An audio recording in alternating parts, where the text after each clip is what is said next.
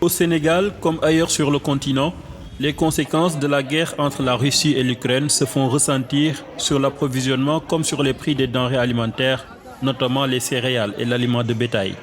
Selon la FAO, l'indice des prix des produits alimentaires, notamment celui du blé et du maïs, a atteint 145,4 en moyenne au cours du premier trimestre 2022, soit une augmentation de plus de 15% par rapport à 2021. De quoi perturber sérieusement la disponibilité du bétail et autres produits dérivés de l'élevage. Il y a beaucoup de nos pays qui dépendent de l'Ukraine et donc il faut trouver des moyens pour que nous ne soyons pas frappés dans nos sous-régions ici par le problème d'insécurité alimentaire qui prévaut déjà dans beaucoup de nos pays. Et il est important que nous nous organisons avec l'aide de la FAO et des autres partenaires pour qu'on puisse s'apprêter et qu'on puisse au moins s'armer pour éviter qu'on ait un problème encore beaucoup plus difficile au niveau de nos régions. 80% de l'aliment de bétail est constitué de maïs.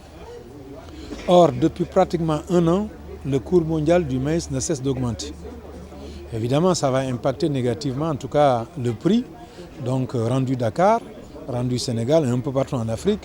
Et ça va également, disons, amener des surcoûts au niveau de l'aliment de bétail, qui forcément va impacter en fait le coût de l'animal.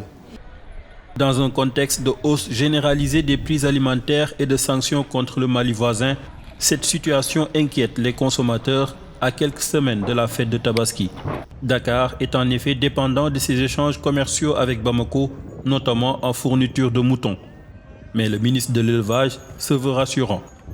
Je pense qu'en termes de disponibilité de moutons, nous n'avons pas de crainte, mais il faut simplement dire qu'effectivement, compte tenu de l'augmentation des charges d'exploitation, on pourrait éventuellement noter en tout cas une légère hausse en tout cas du prix du mouton.